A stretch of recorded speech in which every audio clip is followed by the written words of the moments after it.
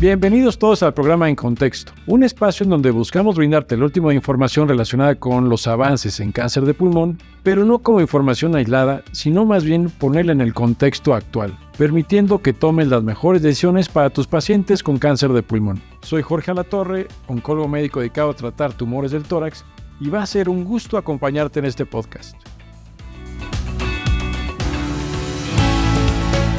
Es un gusto poder compartir con ustedes lo mejor del Mundial de Cáncer de Pulmón que se celebró ahorita en San Diego 2024.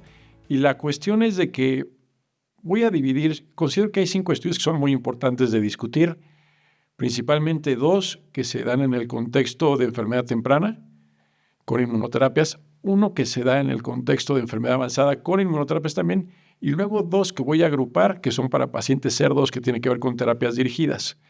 Y pues bueno, vamos a empezar primero con el estudio, que es una comparación indirecta de 2 estudios, que vamos a hablar de lo que presentó Patrick Forde junto con Tina Gascón, que son los que tuvieron que ver con el CheckMate 816 y el 77T. 2 estudios que se dan en etapa temprana de cáncer de pulmón, pero que tienen una particularidad. El 816 es el único estudio que tenemos al momento donde se da un tratamiento neoadyuvante puro. Y estamos hablando de 3 ciclos de quimioterapia con nivolumab. Después el paciente se opera y luego no daba ningún tratamiento. Entonces, ese es un estudio muy, muy interesante, muy valioso. Ahora, después vinieron varios estudios en perioperatorio, pero uno de ellos importante tiene que ver también con el 77T, porque también da más o menos el mismo tratamiento que tiene que ver con nivolumab más quimioterapia, pero en el contexto perioperatorio la mayoría de estudios utilizan 4 ciclos en vez de 3, como lo hizo el 816. Fueron 4 ciclos y después de la cirugía dan 1 año de tratamiento adyuvante con nivolumab.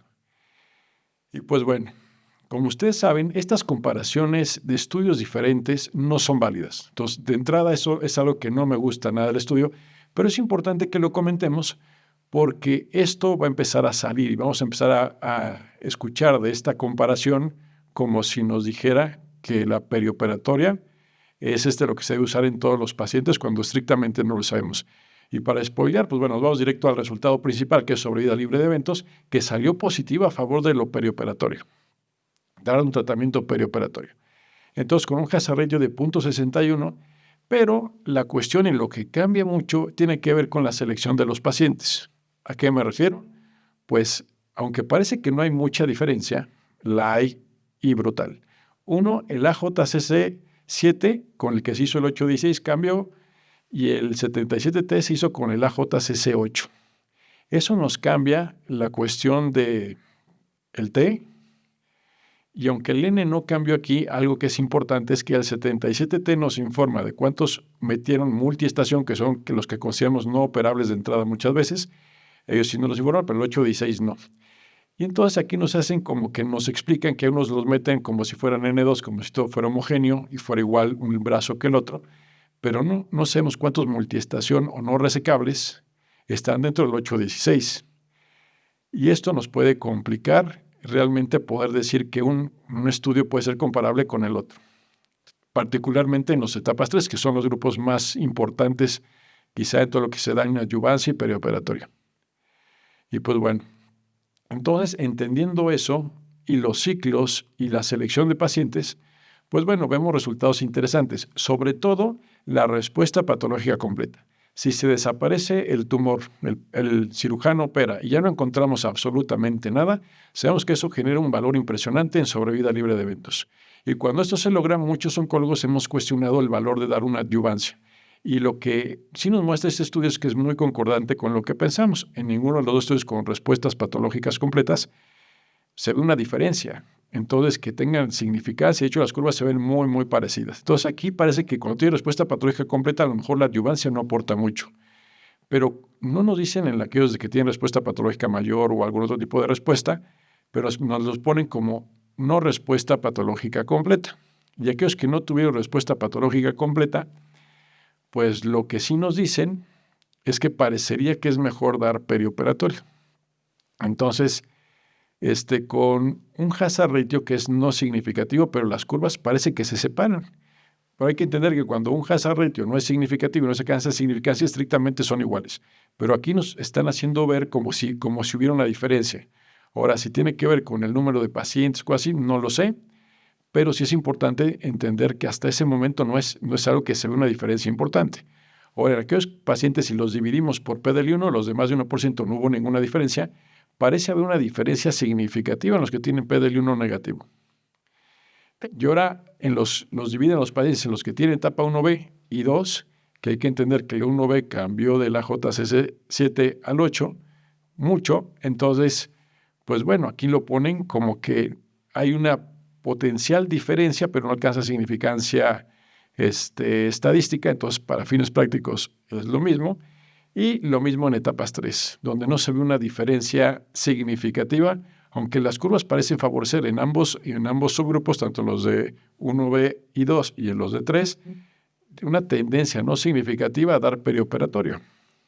Entonces, yo lo que creo es que realmente en este contexto, cuando hablamos de neoadyuvancia y queremos ver si vamos a dar, a quién le vamos a dar y a quién no le vamos a dar un tratamiento adyuvante, estamos muy inmaduros para poderlo entender, y menos con este tipo de estudios, aunque nos sugieren cosas que sería ideal confirmarlas en un estudio pues aleatorio, realmente como nos gustan, ¿no? Y pues por eso tómenlo nada más con cierta cautela este análisis, y yo sí esperaría resultados en sobrevida global. Ahora, este es el primero. El segundo se llama NeoCOAST. Es un estudio muy interesante donde pues lo que se busca hallar en el contexto perioperatorio, que son pacientes con etapas 2A y 3B, es un estudio que son 4 brazos, y realmente nada más nos hablan de 3 brazos, y es interesante porque nos hablan de inmuno más quimioterapia.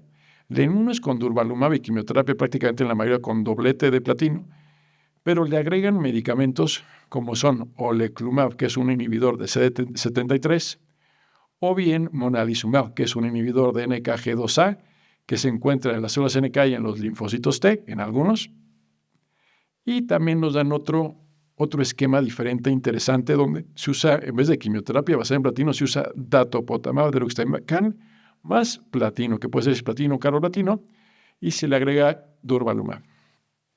Y después los pacientes son sometidos a cirugía y se les da después una adyuvancia, pues con la inmunoterapia. En el caso de las combinaciones, se dan las combinaciones. En el caso del último brazo que les comenté, se usaba nada más durvalumab.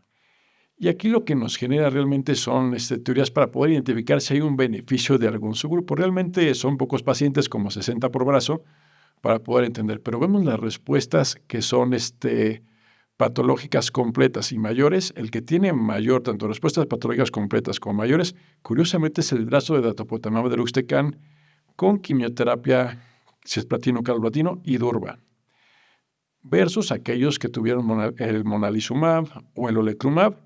Parece que esta combinación con esta quimioterapia podría ser un poco mejor, pero realmente las diferencias no son tantas. Para darme a entender un poco en lo que tiene que ver con respuestas patológicas completas, estoy hablando de que con dato, durva y quimio en monodroga se logra 34% de respuestas patológicas completas, con monalizumab durva 26% y con oleclumab durva quimioterapia se logran 20%. Entonces, todas están más o menos dentro del rango que tienen todas las inmunoquimios, y son estudios que nos sugieren que podría haber un beneficio de agregar esto. Ahora, si lo divides por P del 1 positivo o negativo, también el brazo que les comentaba de dato durva quimio parece ser el mejor. Entonces, son resultados que son generadores de hipótesis para investigarlas más a futuro. Y los eventos adversos, pues bueno, generalmente fueron tolerados. Particularmente hubo pocos eventos mayores iguales a grado 3. En lo que tiene que ver con la neoadyuvancia, sobre todo, se vieron 31% en el brazo 1, en el brazo 2 con monalizumab se vio 29% y en el brazo 3 18%. Entonces también hace que este último brazo sea como un brazo bien tolerado. Entonces, pues bueno, seguramente lo van a empujar para mayor investigación. Y bueno, esto es lo que respecta a pacientes en etapas tempranas. Son estos 2 estudios interesantes, pero pues bueno, generadores de hipótesis ambos realmente. Y viene otro estudio que generó mucha discusión también, que está interesante, tiene que ver con el fase 3 de un medicamento que se llama ivonesumab. Ivonesumab es un inhibidor de PD-1 pero que tiene también la capacidad de inhibir VEGF. Entonces parece una inmunoterapia contra PD1, PDL1, como si estuvieras poniendo bevacizumab. La cuestión es que eso normalmente no había sido tan exitoso, y aquí que se compara en población mayor al 1% de PDL1 en el estudio que se llama Harmony 2, lo que sí pudimos ver es que hubo una diferencia importante en aquellos pacientes que recibieron ivonescimab. Entonces, ¿qué tan importante? En sobrevida libre de progresión, que es uno de los desenlaces principales, pues se fue a 11.14 meses versus 5.82 meses con un hazard ratio de 0.51. La verdad es que le fue muy bien. Aquí lo que no entiendo yo y que me cuesta un poco de trabajo es cómo un antiangiogénico puede dar tan buen resultado sumado a anti-PD1 y eso no lo habíamos visto, ni en el Empower 150. O sea, como que esa parte del racional es lo que a mí me cuesta un poco de trabajo, pero cuando vemos los grupos de 1 a 49 hay un beneficio que alcanza significancia estadística con un hazard ratio de 0.54. Los que tienen PD1 más del 50% también tienen un hazard ratio de 0.46.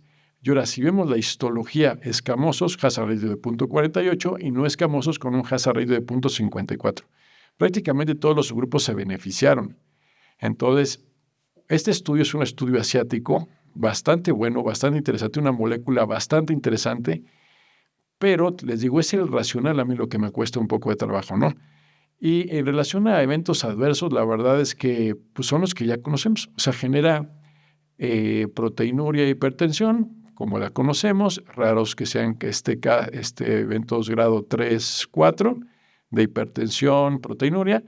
Entonces, fíjate, es una toxicidad que la conocemos, que es manejable y que, pues bueno, es un medicamento que tenemos que empezar a seguir.